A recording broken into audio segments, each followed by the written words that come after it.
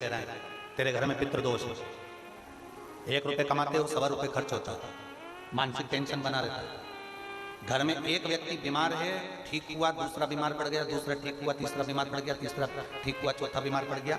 मतलब कहीं ना कहीं पितृ का भाव, पितृदोष का वर्णन। किसी ने कहा तुमसे कि तेरे यहाँ पितृदोष है, तूने ब्राह्मण को भोजन करा दिया, पिंडदान करा दिया, तर्पण करा दिया, तिलांजलि करा दी, गया जी का श्राद्ध कर दिया, हरिद्वार चली गई, वहां पिंडदान करवा दिया, ब्राह्मण भोज करवा दिया, तिथि पर भोजन करवा दिया, सब कुछ करवा के देते। अब एक काम और करके देते, एक काम और करके देते हो।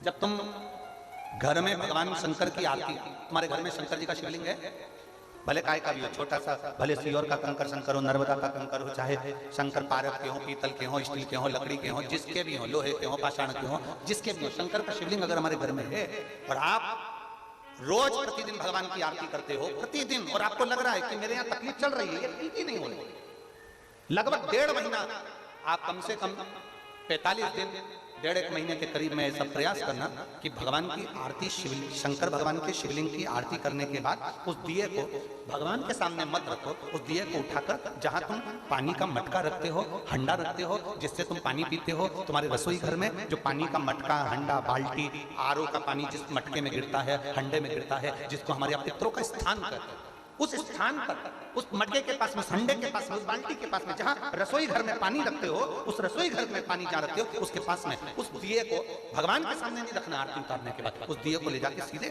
परिंडे के पास में, उस हंडे के पास में, मटके के पास में उसको रखो। केवल 1.5 महीना कर देखना। 1.5 महीने के बाद तुम्हें मालूम पड़ेगा कि हम वापिस उन्नति की सीढ़ी पर चढ़ना प्रारंभ कर दिए, हमें फल मिलना है।